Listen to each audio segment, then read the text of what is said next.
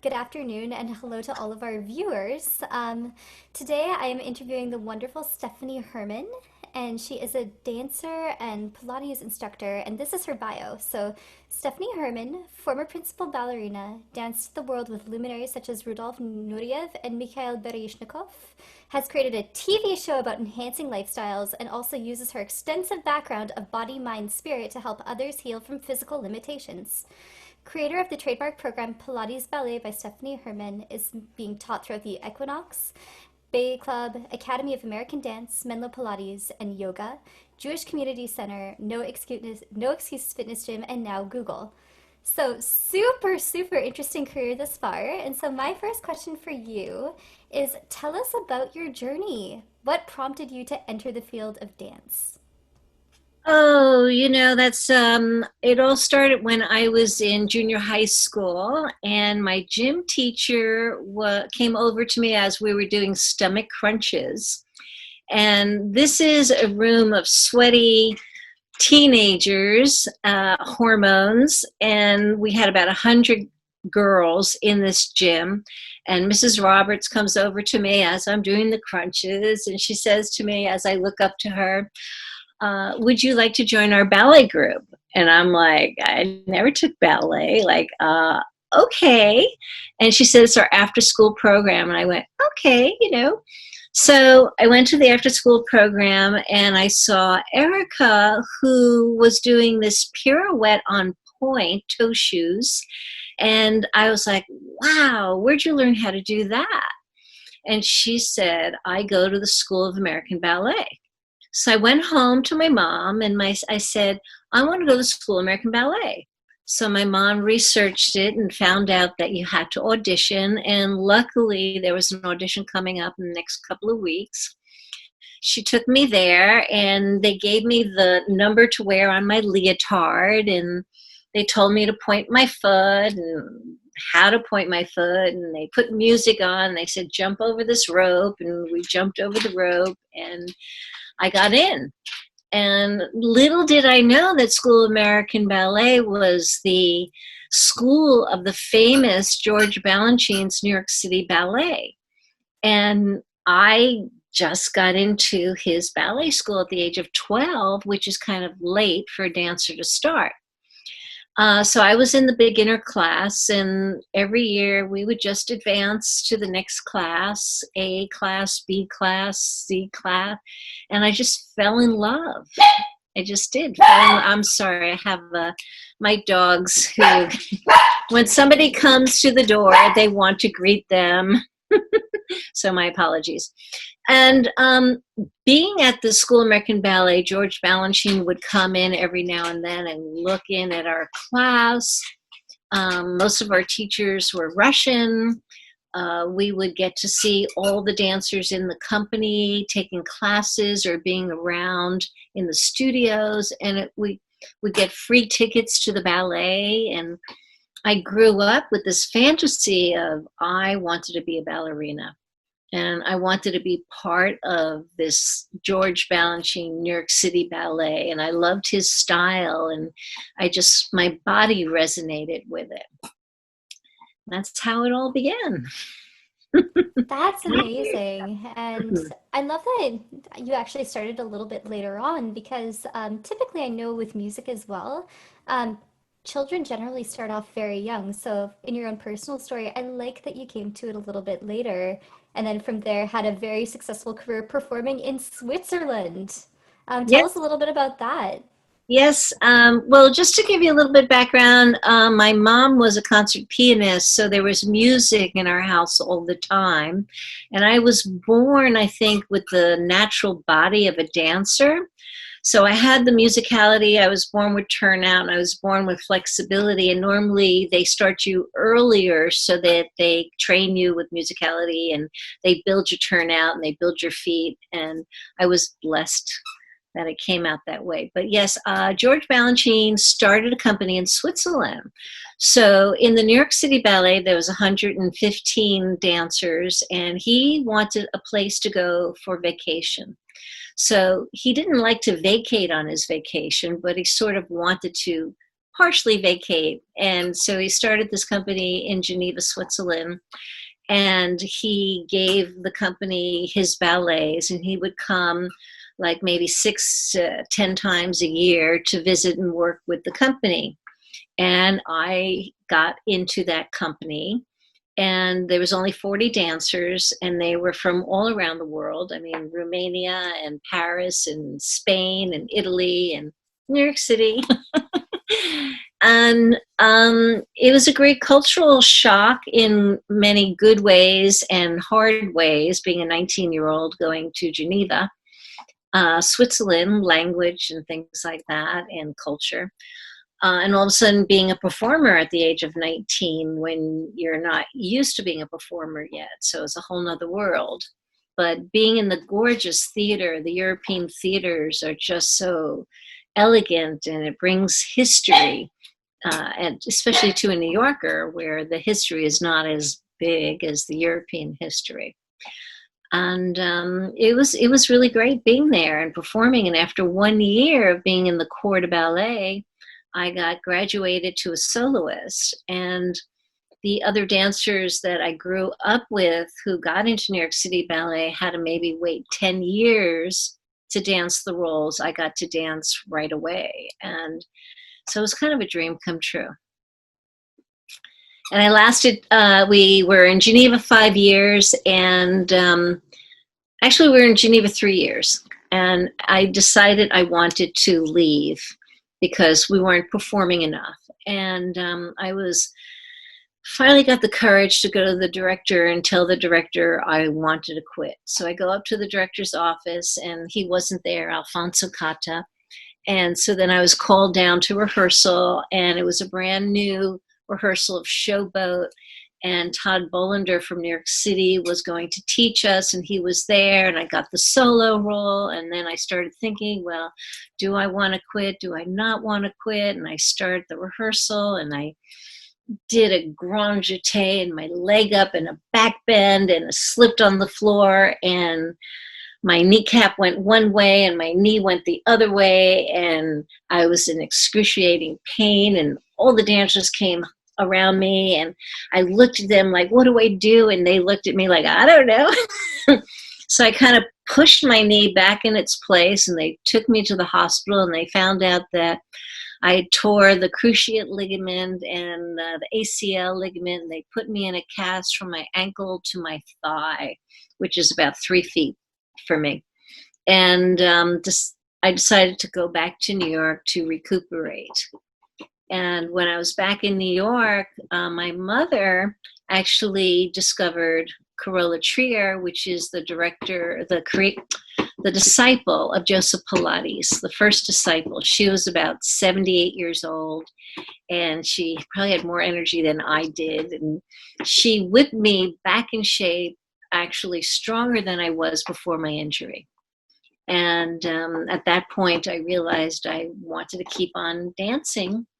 And Patricia Neary took over the Geneva Ballet Company in Switzerland, and it had more performances, so I decided to go back. And when I went back, I got all these great roles, principal dancing roles, started working with Baryshnikov and Nureyev, and we toured the world. And then Pat Neary took the company to Zurich, Switzerland, which is now German. So I went from French to German. And I performed for 10 years in Europe, all total. And then I decided it was time to move on. And I realized my parents were getting older, and I wanted to maybe try my luck and come back to New York. And I came back to New York, and I am 5'9", and on point I'm 6 feet, maybe 6'1". And to have a male partner in like Romeo and Juliet or something where the man is the prince and I'm the docile female but strong, it doesn't look good if I'm taller. So, and you also need a strong principal dancer to lift a tall woman. And so when I started auditioning for different companies, I was too tall for a principal, and they didn't have male dancers tall enough. And I started thinking, well, maybe it's time to quit. I've had a great career. And I started thinking, so I started taking ballet classes, and this guy came over to me and said, "Oh, you're such a gorgeous dancer. Where do you dance?" And I go, "Well, I'm thinking of quitting." He says, "No, you can't quit." And his name was Marcus Galante. And he says, "I'll choreograph something for you." And I was like, okay. So he choreographed something, and we perform. We get written up in the New York Times, and it's 3 performances. I do 2 performances, and another principal dancer, after the second performance, injures herself, and she can't perform. I had an understudy for my part. She did not have an understudy for her part. So Marcus said to me, "Please, could you learn her part overnight? I need it. I need you." And I'm like, well, okay, the show must go on. So I learned her part overnight, and her part was choreographed for her because she was very flexible in the back, and it had like 15 back bends and a back bend and a back bend. So the show must go on. I performed it. It was really great. And I could not walk afterwards. I mean, literally could not walk. My back went out so bad that they told me I went to the doctor, and they said I needed to go to the hospital for 10 days and take anti-inflammation pills and steroids to see if it could help. So I decided to just stay home instead, and had a friend help me out, and I would crawl to the bathroom. And after 10 days, the pain got a little better, but not better. And for a year and a half, my back was so bad that they started sending me to pain management clinic. And they said, "You're going to have to live with this for the rest of your life." And I'm kind of stubborn and feel like there has to be a solution for something. I like to solve problems. I think I'm a scientist or an engineer. I just like to put things together and solve them and figure out. So I started working with gyrotonic expansion system, which was Julio Horvath. And he said, "I think I could cure you." And he said, "But it's going to hurt." And I said, "Well, I don't really want to get hurt." And so we got friendly, him and his girlfriend. I had him over for dinner. We had lots of wine. And then I said, "Okay, you could try it now." And he went bang on my spine. And I saw stars. I literally saw stars. And I thanked him very much, walked him to the door and said goodbye. And the next day, I had no pain in the back. But my knee was killing me. So now, I couldn't even walk 3 blocks without pain, and went to the doctor, and the doctor said, "Oh, you're going to have to live with this for the rest of your life, but we could try an operation." So I tried physical therapy, and after 6 months had an operation, and that didn't work. And again, here I am. I have to find a solution. So I took it upon myself to learn more about rehabilitation and alternative methods, and about the body and the kinesthetic way it moves, and the bones and the skeleton. And after a year and a half, I cured myself. So now I vowed, gee, I've got all this knowledge, and I feel pretty smart about looking at the body, not only from my ballerina background, but now from all this knowledge. And so I created what was called then muscle ballet. And I started teaching muscle ballet and working with people and helping them. And then I met my husband, and we moved to California, and I brought muscle ballet, and I made videos, and I was teaching. And then I decided to change the name from muscle ballet to Pilates Ballet, because I figured, well, I have all this training in Pilates, and I have all this training in ballet, and this is who I am, and this is how I, with my experience, can help others, whether they're a dancer or not a dancer. And I started realizing that the way I look at the body is so different than a doctor, and so different than a physical therapist. And I love educating people. So if I analyze somebody who has an injury and they say, oh, my hip's killing me, hip's killing me. And the doctor gave me an x-ray and they said there's nothing they can see. And so the doctors started sending their clients to me, patients to me. And then I would look at the body and I go, you know what? Your right leg is longer than your left leg. Maybe if we put a lift in your shoe, it will fix your hip. And boom, bada, boom, that works. Or I analyze the body and I go, gee, you're not really using the bone rhythms in your body the way they're meant to be used. And I love to educate people on how the skeleton works like an architectural building and how an elevator works with the cables, how our skeleton rotates in different ways, and sometimes it rotates in different ways. And when I start educating people about how they just sit down in a chair, what their pelvis does and what their femur does and the hip socket, then all of a sudden they're applying it to their everyday lifestyle and their injury starts to go away because they're not staying stuck in these compensation patterns. I don't know, that was a long answer.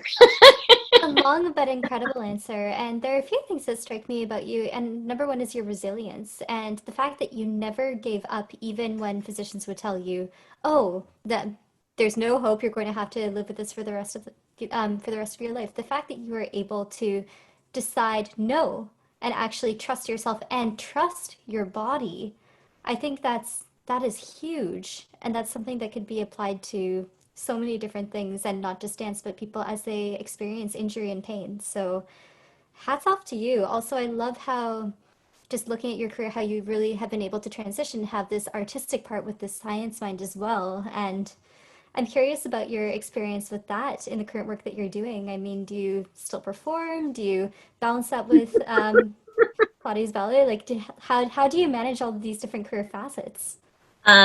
Never thought you'd ask. Okay, so I get bored.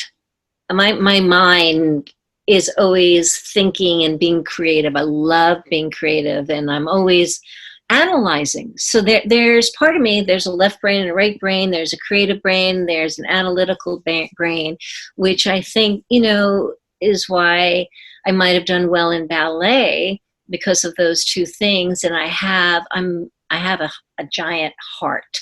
So I have got a lot of soul and spirit. So ballet puts mind, body, spirit together. The science of ballet meets the soul of dance. And so as I age, I start missing performing. And I start thinking, well, I don't have to perform like I used to perform. I don't have to perform on point shoes, but I love somehow showing artistically ways that I can still move that's beautiful and soulful. So I can start choreographing on myself so I can do what my body allows me to do, but still looks pretty. So I started my own TV show, the Stephanie Herman Show. And some of the shows I might be dancing, or some of the shows I highlight other dancers, performers, or chefs, or interview people of interest. And then I felt like I wanted to perform. I am now proud to say I'm 70 years young. And at the age of 67, I felt I wanted to perform again. So I started taking acting classes. And it was a very interesting story. In the acting class, there was an exercise where one of us had to get on a box in front of 17 other actors. And each one actor had to scream out to me, that was on the box, a compliment. And I had to own the compliment and say it back. So they would say, "You're beautiful." I go, "I'm beautiful." And if they knew I didn't own it, they would say it again and again. "You're beautiful." "I'm beautiful." "You're beautiful." "I'm beautiful." And they kept at it and at it. Like, finally, they're like, "I'm beautiful." And they say, "You're wise, you're smart, you're this, you're that, And then all of a sudden they said, "You're talented." I could not say I'm talented. I could not own I am talented. And they kept badgering me, you're talented, you're talented. And I tried, and I knew that if I didn't say it from my heart, they would keep badgering me. And I'm trying really hard to go deep down into my feelings and my heart to really own it. And it was so hard, and the tears started coming down my face, and they were being kind and saying you're talented. And it was finally, I said I'm talented.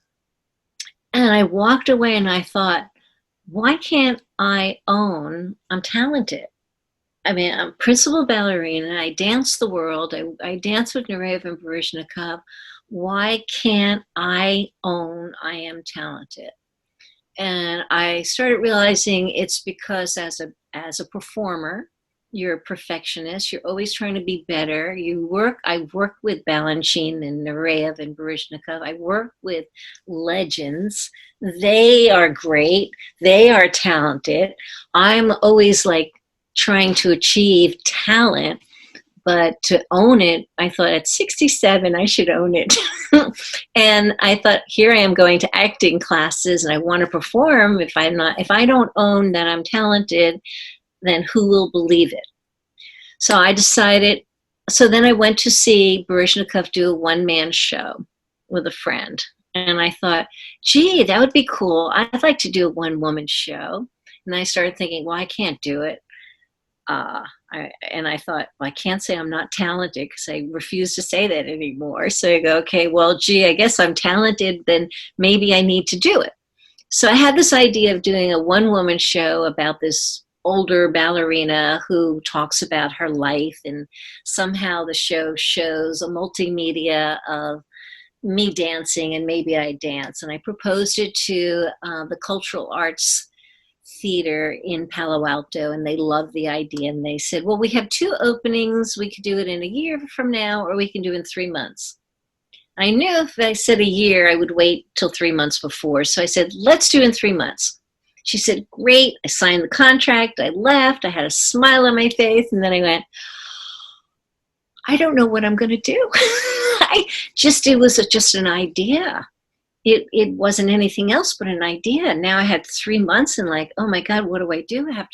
I've never written a script, and I have to choreograph, and I have to dance, and I have to come up with this idea. So to make a long story short, I was able to hire a script writer to help me, and I hired all the people to help me with the multimedia and everything, and in 3 months performed to a sold-out audience and standing ovation. It was called Ballerina One Woman Play. And I knew I only had 1 day to perform it, so with my TV show connection, I filmed it. And then after I filmed it, I sent out the film to film festivals and won 7 film festival awards all over the world. And now my next step is I am writing my memoir. And I finished the first draft. And the book should be out in the next year.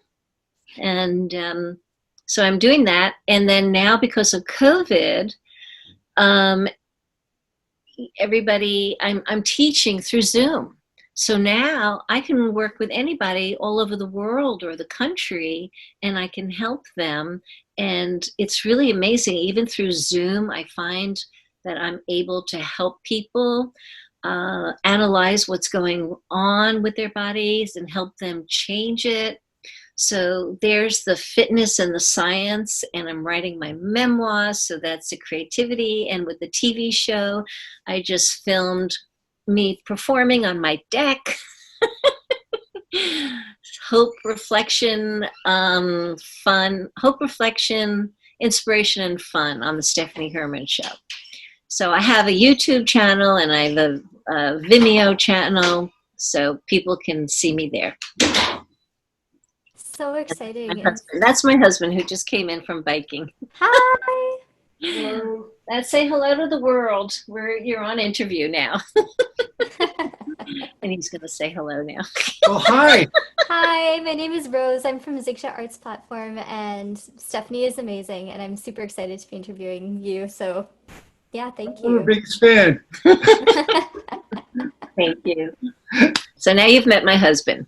Anyway, so yeah, so I just keep putting the creativity and the science and the love of helping people into my life. And I have a daughter who's adopted from China, and she's going to be 21 soon, and she's going to college, and I have two dogs, and I have a great relationship husband, and I'm filled with friends, and I just love to give back and help others. I feel like that is so important in the arts because I find that, at least in music, there's this expectation of doing things for your ego. But I've found as I've gone out throughout my career that service is truly one of the most important facets of artistry. And figuring out how we can share our gifts, our talents, as you so beautifully touched upon before, with other people and really using art and our gifts to make the world a better place. And it seems like you truly exemplify that spirit of giving. And you've touched upon all my questions as well. I was going to ask you what you've been up to during the pandemic, and I did. it's I did want to say something. I have been helping not only non-dancers, but I have been helping dancers and educating them not only on how to use their body in a way that they've never been taught, and a new way to understand their body, but also artistically helping them, because sometimes some of them think that performing on stage is pretending to be something.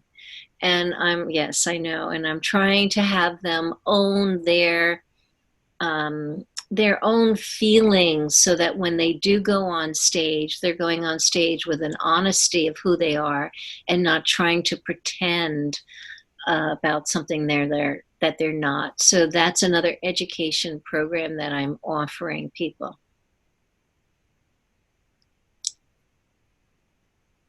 I was just going back to my question sheet, and again, a really wonderful initiative.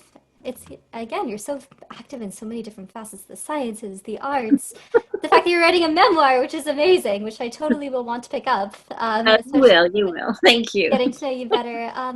But my final piece of advice is, or my final question is, what piece of advice would you have given your younger self, especially during those more difficult times of dealing with injury?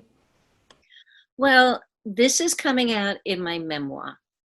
And I think for me, when I was, my mom was a concert pianist, so she was kind of a perfectionist. And then I went to New York City Ballet School of American Ballet, which was a school of perfection. And I think I started learning early on how to please people. And I started doing it for people instead of owning it for myself, and having the confidence of owning the talent. And I think the advice is that I share with my students too is start to build your own confidence of who you are, and not to be afraid to share it, and to know that we all have many different flavors of who we are. And it could be angry and sad and loving. And I think people get scared that they own other parts of these emotions or feelings. And it's kind of like we have a wave of emotions and feelings. And if you know yourself and you know that's part of you, then if you go on stage and you play something angry, you're not pretending. That's a really beautiful answer. I think something that I've noticed, especially if we look at it from a feminist perspective as well, as women, we're so often told, "Be good, be good, suppress, be nice, don't speak up," and yet as a performer, we have to eschew all of those things that we are taught in order to be authentic. That's why I would love to teach more people how, and women, men and women, how to build the confidence of who you are. And there's different exercises that I offer Excuse me, I have a little cough. Hold on.